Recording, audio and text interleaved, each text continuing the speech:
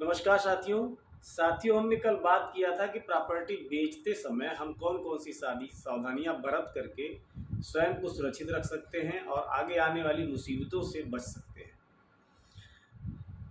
दोस्तों, आज हम बात करने वाले हैं कि प्रॉपर्टी खरीदते समय या खरीदने के बाद कौन कौन सी ऐसी समस्याएं हैं जो आ सकती हैं या हमें बचने के लिए उनसे कौन कौन से उपाय करने चाहिए।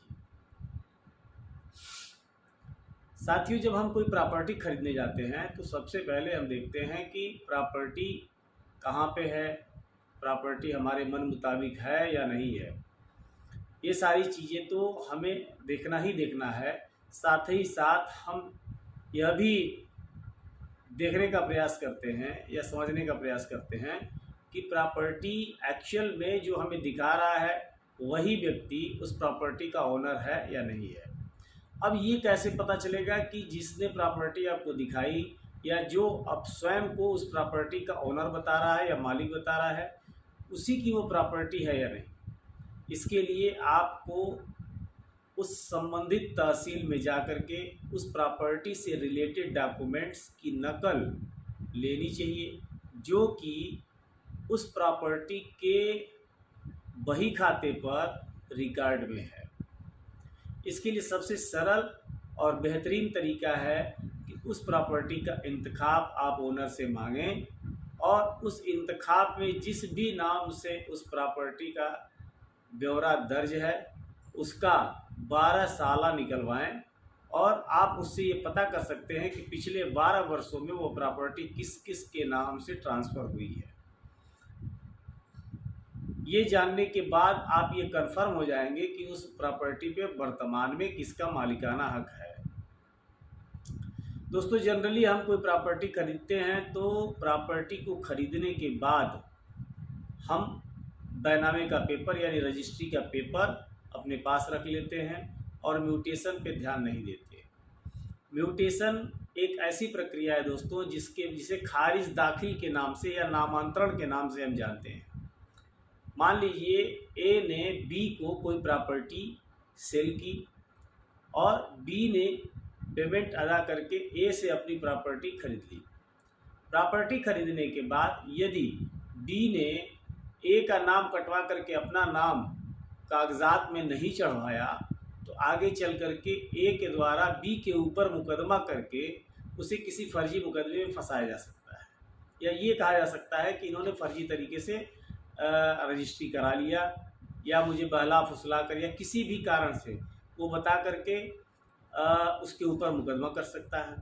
लेकिन जब आप रजिस्ट्री कराने के तुरंत बाद अपना म्यूटेशन एप्लीकेशन दाखिल करते हैं विदिन 1 मंथ तो बेचने वाले का नाम खारिज होकर के खरीदने वाले का नाम इंतखाब में खतौनी में चढ़ जाता है और बतौर बैनामेदार उसका नाम वहाँ पे दर्ज हो जाता है। इसके लिए आपको महत्वपूर्ण होता है कि रजिस्ट्री का पेपर, इंतखाब, आधार कार्ड या जो भी आपका पहचान identity proof, address proof, photo और वकालतनामा यानी अभिभाषक पत्र आदि के साथ एक आवेदन संबंधित तहसीलदार के यहाँ सबमिट करना होता है और उस एप्लीकेशन पे एक मुकदमा दर्ज होता है। राजस्व विभाग का मुकदमा दर्ज होता है, उस पर सुनवाई होती है, उसकी जांच की जाती है कि वाकई में विक्रेता और क्रेता के बीच किसी भी प्रॉपर्टी का यदि ट्रांजैक्शन हुआ है और वो जांच सही पाई जाती है तो विक्रेता का नाम काट करके क्रेता का नाम उस पर बतौर बैनामेदार चढ़ा दिया जाता है। दोस्तों, म्यूटेशन का किसी भी प्रॉपर्टी के ट्रांजैक्शन में बहुत ज़्यादा महत्व होता है और म्यूटेशन के बगैर कोई भी प्रॉपर्टी केवल रजिस्ट्री करा लेने से हस्तांतरित नहीं हो जाती है।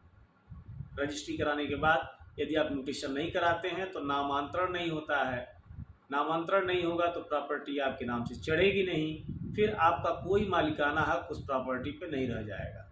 इसलिए बहुत ज़रूरी है कि जब भी आप कोई प्रॉपर्टी का ट्रांजैक्शन करते हैं, उसे खरीदते हैं, तो ऐसी स्थिति में आपको रजिस्ट्री कराने के बाद अपने म्यूटेशन के लिए उस ज़मीन की उस प्रॉपर्टी के म्यूटेशन के लिए विक्रेता का नाम कटवा कर क्रेता यानी जिसने खरीदा है उसका नाम चढ़वाने के लिए ये महत्वपूर्ण है कि आप अपने म्यूटेशन का एप्लीकेशन ज़रूर दाखिल करें और उस प्रॉपर्टी का म्यूटेशन ज़रूर कराएं, क्योंकि यदि आप म्यूटेशन नहीं कराते हैं, नामांतरण नहीं कराते हैं, तो ऐसी स्थिति में आगे चल के वह प्रॉपर्टी आपसे छीन भी सकती है या आपके खिलाफ कोई मनसूखी का दावा दाखिल कर सकता है। उस प्रॉपर्टी के बैनामे की खारिजी के लिए सिविल कोर्ट वाद ला सकता है।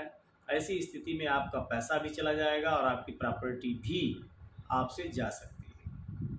तो म्यूटेशन पे ज़रूर ध्यान दें। जब भी कोई प्रॉपर्टी खरीदें तो म्यूटेशन पे ज़रूर ध्यान दें। और जैसा कि हमने कल बताया था कि बेचते समय ट्रांजैक्शन यदि हम करते हैं, पेमेंट का ट्रांजैक्शन करते हैं, तो ये खरीदने वाले को भी यह ध्यान देना चाहिए कि जब हम प्रॉपर्टी जिससे खरीद रहे हैं, यानी ए से अगर हम मान लीजिए हम बी हैं और हमने ए से कोई प्रॉपर्टी परचेज करना है, तो जो भी पेमेंट हमें करना है वो ए के खाते में करना है, न कि ए के पुत्र, ए के पिता, ए की माँ, ए की बीवी, इन लोगों के खाते में कोई ट्रांजैक्शन नहीं करना है।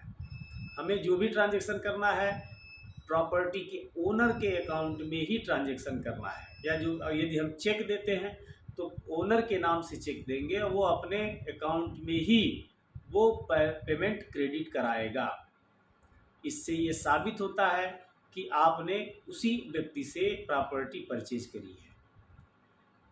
मान लीजिए कि आपने ओनर के लड़के के खाते में कोई पेमेंट कर दिया, तो ऐसी स्थिति में क्या होगा कि वह कभी भी आपके खिलाफ कोई भी धोखाधड़ी का मुकदमा दर्ज करा सकता है कि हमने इनको ज़मीन लिखी, इन्होंने वादा किया कि फला डेट पे पेमेंट करेंगे, इन्होंने पेमेंट नहीं किया।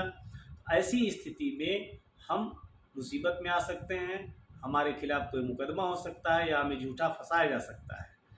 इसलिए इस बात का भी बहुत खास ध्यान रखें कि जो भी ओनर है प्रॉपर्टी का, जब आप उससे रजिस्ट्री ले रहे हैं तो उस समय ट्रांजैक्शन जो करें उसके अपने खाते में करें, न कि उसके किसी रिश्तेदार के खाते में करें।